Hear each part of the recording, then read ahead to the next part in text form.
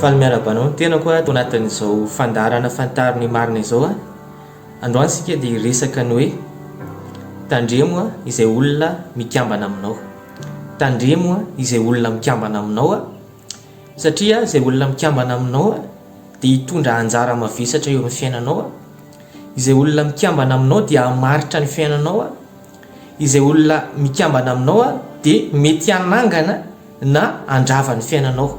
Zany hoe ny fiainanao zany a dia arakarak'izay olona mikambana aminao, na tsara io a na ratsy io. Ny tenin'Andriamanitra dia mampianatra antsika an'izany ao amin'ny Korintana voalohany toko 5:20 a, ny 7:30 a, dia hoy izy ny tenin'Andriamanitra hoe aza mety ho fitana ianareo ny fikambanana amin'ny ratsy manimba ny fitondran-tena tsara. Aza mety ho fitana ianareo ny fikambanana amin'ny ratsy manimba ny fitondran-tena tsara. Izany hoe rehefa mikambana ny ratsy sy ny tsara dia tsy ilay ratsy no miova ho tsara fa ny tsara no miova ho ratsy. Rehefa mikambana ny rano mangotraka sy ny rano mangatsiaka dia ilay rano mangotraka no vadika ho matimaty rehefa avy eo vadika mangatsiaka ihany koa izy rehefa avy eo. Izany dia mampianatra antsika hoe mampisy fiantraikany be dia be amin'ny fiainantsika ny olona izay ikambana antsika. Be dia be ny olona efa rava ny fiainany a, potika ny tokantranony a, vokatry ny fikambanana tamina olona tsy milamina. Andriamanitra dia mampianatra antsika mba hitandrina ny tenantsika, tsy mampianatra antsika hoe mba hiavonavona na hoe hanao ny tenantsika ho zavatra mihoatra noho ny hafa, tsy izany mihitsy fa nitandremantsika ny tenantsika.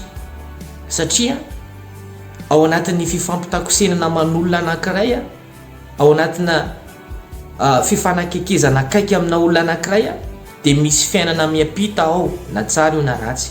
Ary ny zavatra ratsy a no malaky miampita kokoa, ny zavatra tsara ohatra ny tsy dia malaky miampita zany, fa ny zavatra ratsy ny tena aingana be dia miampita.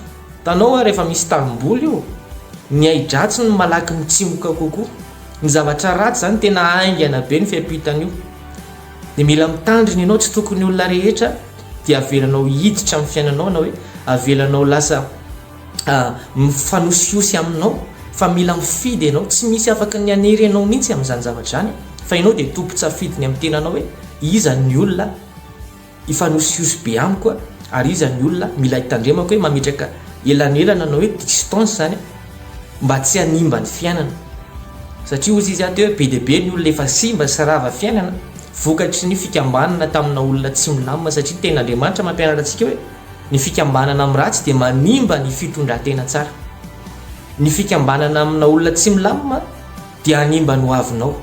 Ny fikambananao amina olona tsy milamina dia mety hanakananao tsy ho any an-danitra mihitsy aza.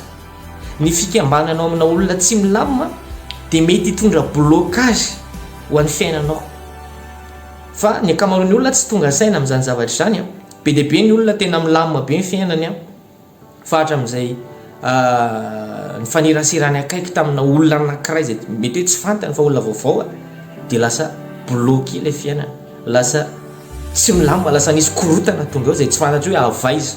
Satria amin'ny alalan'ny fifampitakosenana dia misy fiainana mifindra, misy fiainana miampita, ka noho izany tandremo izay olona mifanerasera aminao. Ny tenin'Andriamanitra nge any amin'ny ohabolana any dia milaza hoe izay miara-dia amin'ny endry dia ho endry, fa izay misakaiza amin'ny adala dia hidiran-doza.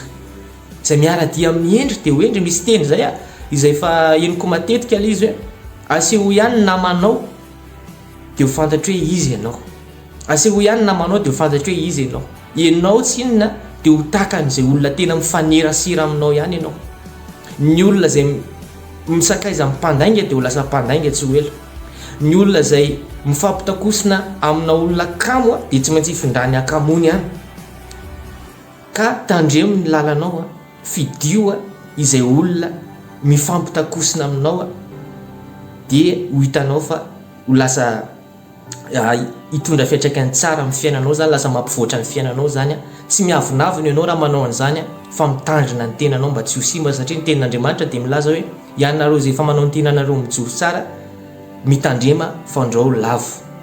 Dia noho izany fidio ny namana akaiky, fidio ny olona miara-dalana aminao, fidio ny olona indrindra fa ho antsika tanora dia tandremo ny namanao satria ny namanao dia anisany mamaritra ny hoavinao. Izay ihany koa ny fandaharantsika tamin'ity androany ity akasitrany ianao nanaraka hatramin'ny farany dia mirarasoa dia samy tahin'i Jesosy daholo.